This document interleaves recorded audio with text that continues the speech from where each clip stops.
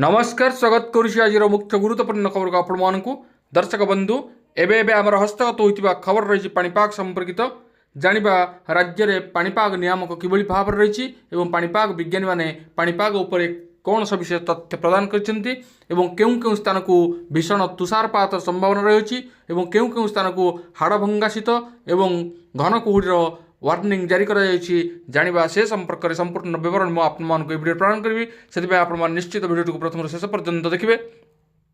जदि भिडियो भल लगे पाखे लाल बटन निश्चित सब्सक्राइब करेंगे और पाखे आसुवा बेल आइकन बजाइदेवे और ऊपर आसुवा ऑल नोटिफिकेशन पर क्लिक करेंगे भूलें जहाँफल एभली भिडियो सर्वप्रथम आपण निकट में पहुँच पार। तेज आसतु जाना आज पाणीपाग संपर्कित विशेष गुरुत्वपूर्ण खबर को।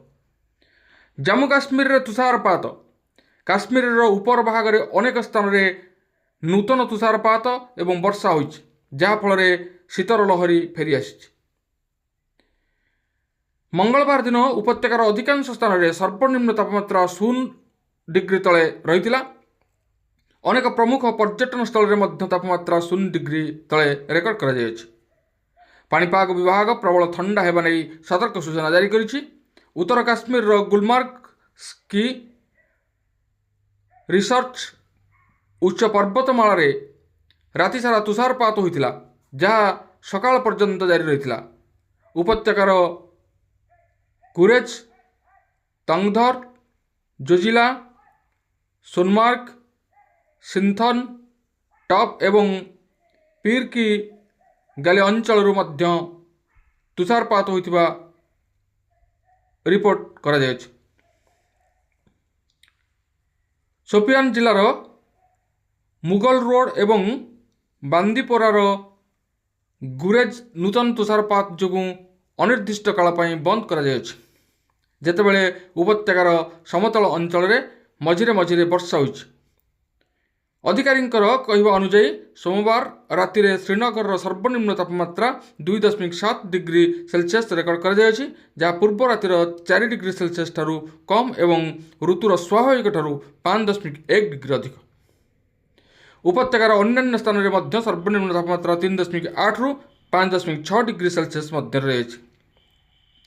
दक्षिण काश्मीर गुलमार्ग एवं पहलगाम पर्यटन स्थान गुड़िक तापमात्रा शून्य स्तर तले रही जो पारद यथाक्रमे 2.2 डिग्री सेल्सियस एवं -0.2 डिग्री सेल्सियस को खसी।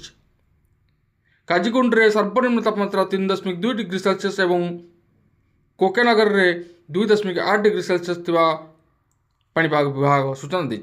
उत्तर काश्मीर कुपवाड़ा रे सर्वनिम्न तापमात्रा 2.4 डिग्री सेल्सियस रेकर्ड कर पाणीपाग विभाग साधारणतः मेघुआ आकाश सहित विक्षिप्त वर्षा होवार पूर्वानुमान करिछि।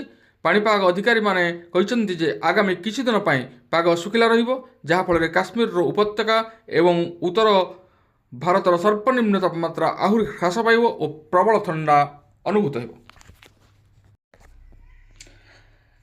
सेबडे काली ठारू आहुरी बढ़िबो शीत राज्य में बड़दिन ठारू आहुरी बढ़िबो शीत विभिन्न स्थान में घन कुहुड़ी लगी रहिबो। भुवनेश्वर स्थित आंचलिक पाणीपाग विभाग पूर्वानुमान करिछि। उपकूल उपांत थरुछि पूरा ओडिशा गत किछि दिन होला क्रमागत भाव में शीतलहरी जारी रही। सबुठी ठंडा सहर पलटिछि कोरापुट रे सर्वनिम्न तापमात्रा 5.5 डिग्री रेकर्ड कर अन्यपटे शीत सांग को कलबल करुछि घन कुहुड़ी। सकाळ 8टा पर्यंत रास्ताघाट दृश्यमान हेउनाही। उत्तर पश्चिम पवन ठंडा प्रवाह वृद्धि जोगु शीतलहरी आहुरी अधिक होवार अनुमान करा जाउछि। ओडिशार विभिन्न स्थान में घन कुहुड़ी सहित प्रबल ठंडा अनुभूत होउछि। निम्न वायुमंडल स्तर में आर्द्रतायुक्त वायु संचालन वृद्धि पाइबा जोगु आगामी दिन में कुहुड़ी अधिक घनीभूत होवार संभावना रही। कुहुड़ी वर्षा रास्ता ओदा हो जाउछि।